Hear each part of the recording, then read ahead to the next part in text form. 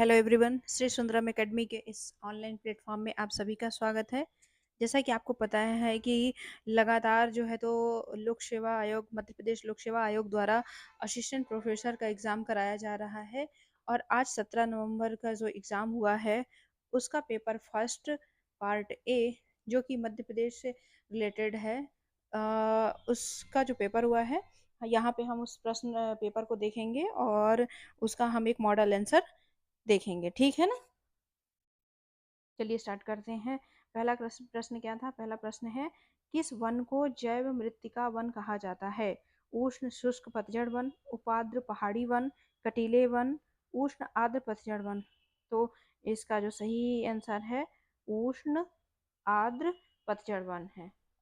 अगला क्वेश्चन है, खिलाड़ी मंजुषा कंवर का संबंध किस खेल से है? लॉन टेनिस, बैडमिंटन, घुड़सवारी या शतरंज? तो इसका सही आंसर होगा बैडमिंटन। हाल ही में इन्हें जो है तो लाइफ टाइम अचीवमेंट के लिए ध्यानचंद अवार्ड दिया गया है और करंट में काफ़ी चर्चे में था, इसलिए ये प्रश्न हमारा करंट से बना हुआ है। अगला प्रश्न है, निम्नलिखित में से कौन मध्य प्रदेश के मुख्यमंत्री नहीं रहे हैं? रविशंकर शुक्ल, भगवंत राव मंडलोई, कैलाशनाथ काटजू या भगवत दयाल शर्मा? तो सही जवाब है भगवत दयाल शर्मा। अगला प्रश्न है, एमपी ऑनलाइन किसके बीच एक सहयोग है?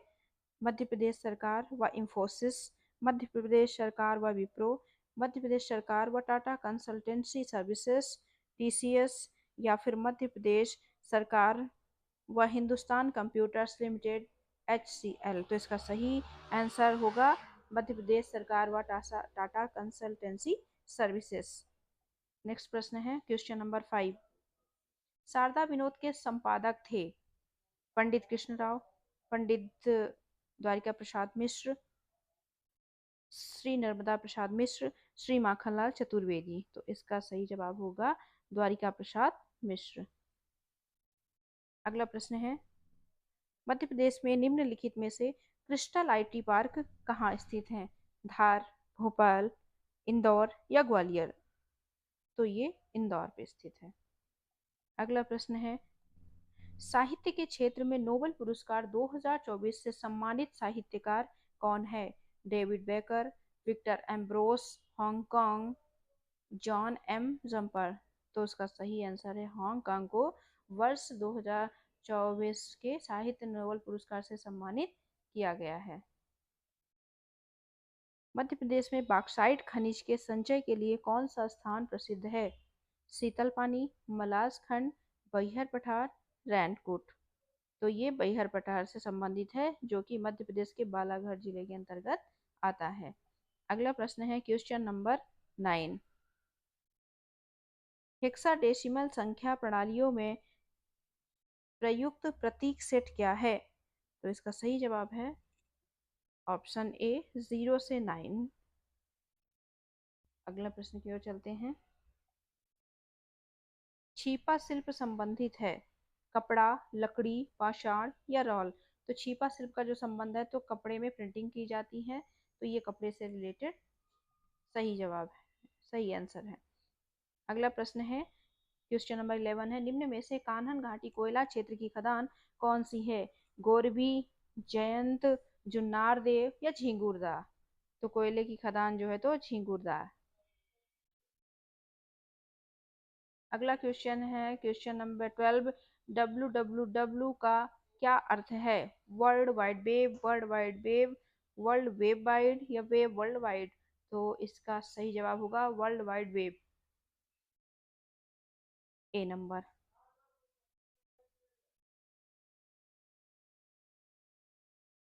ताप्ती नदी का सर्वाधिक प्रवाह किस राज्य में है? गुजरात, राजस्थान, मध्य प्रदेश या महाराष्ट्र? तो इसका सही जवाब है मध्य प्रदेश।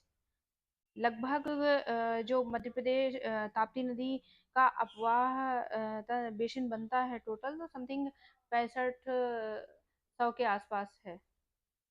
या 65,000, इसको हम देख लेंगे क्या है, लेकिन ये है कि 5100 के आसपास जो इसका बेसिन तंत्र बनता है तो मध्य प्रदेश में है।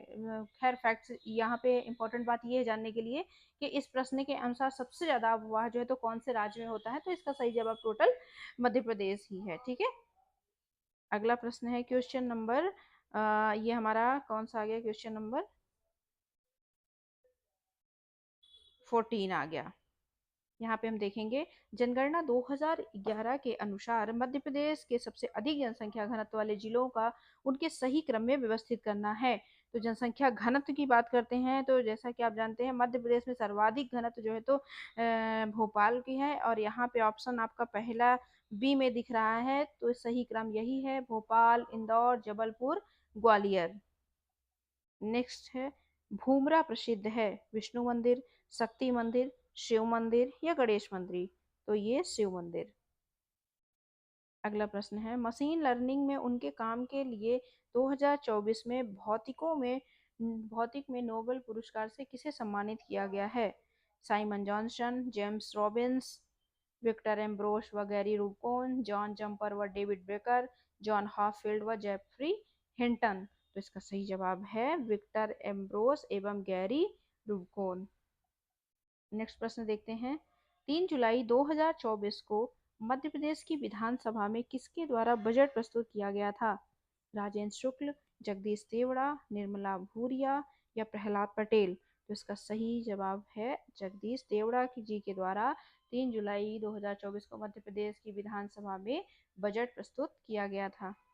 नेक्स्ट क्वेश्चन होगा कंदरिया महादेव मंदिर मध्य प्रदेश में कहाँ स्थित है? नागदा उज्जैन, खजुराहो छतरपुर, ब्यावरा नरसिंहगढ़, उदयपुर विदिशा। तो इसका सही आंसर है खजुराहो छतरपुर।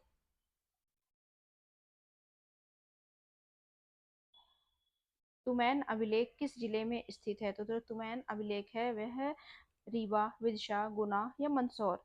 तो ये जो है तो गुना इसका सही जवाब होगा।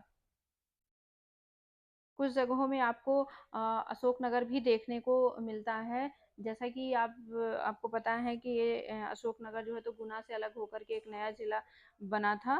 तो यहाँ पे ऑप्शन में गुना दिया हुआ है, तो गुना आपका ये दिए गए ऑप्शनों में से गुना बिल्कुल सही होगा। तुमैन अभिलेख जो है तो गुना जिले में स्थित है। नेक्स्ट है देश में पहली बार पेपरलेस कागज विहीन वोटिंग मतदान की शुरुआत पंचायत चुनाव में कहाँ हुई?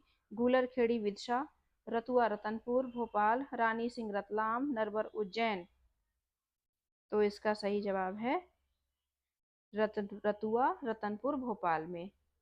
ये भी करंट का क्वेश्चन है। निम्नलिखित में से मध्य प्रदेश राज्य नीति आयोग का अध्यक्ष कौन है?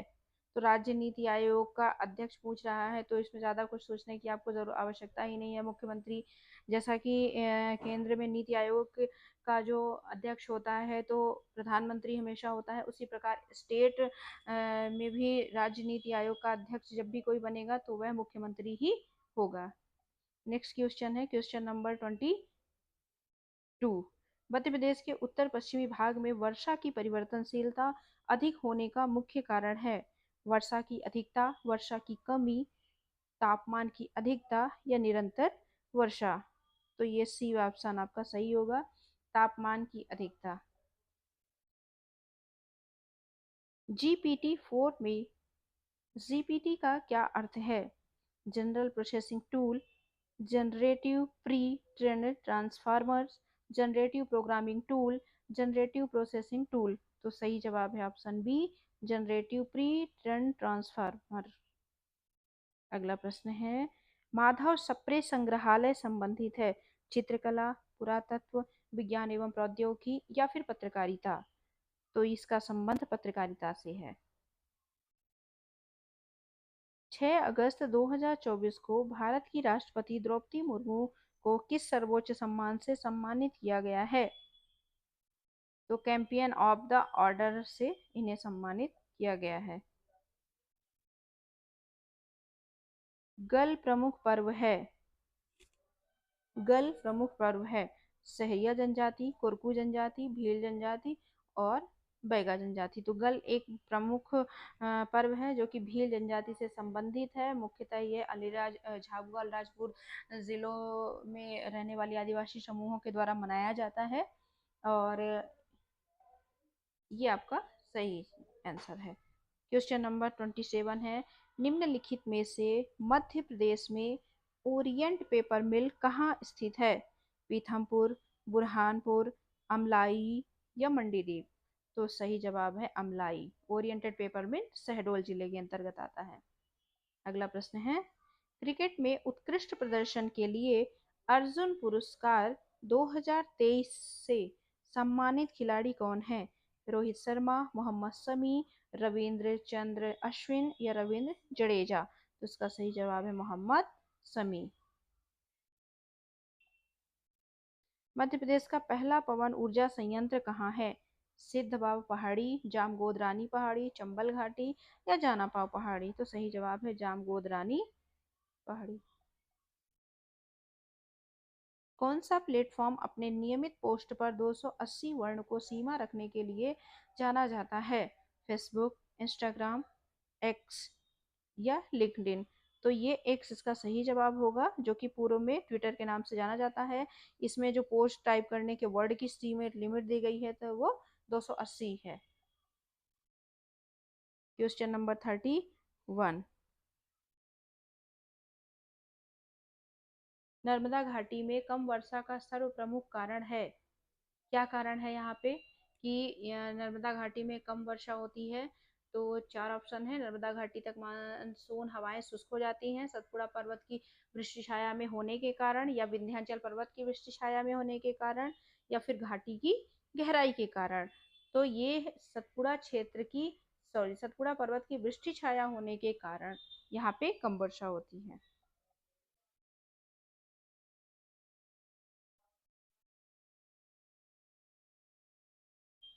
32, देवी अहिल्याबाई होलकर का जन्म कब हुआ? तो इसमें ये 31 मई 1725 को महाराष्ट्र में इनका जन्म हुआ था। कौन सी कंपनी फेसबुक, इंस्टाग्राम एवं व्हाट्सएप का स्वामित्व और संचालन करती है? एप्पल, मेटा, माइक्रोसॉफ्ट या फिर गूगल? तो इसका सही जवाब मेटा है। सुरैती है बुंदेलखंडी भित्ति चित्र, बघेलखंडी भित्ति चित्र, निमाड़ी भित्ति चित्र या फिर मालवी भित्ति चित्र? तो इसका सही जवाब होगा बुंदेली भित्ति चित्र।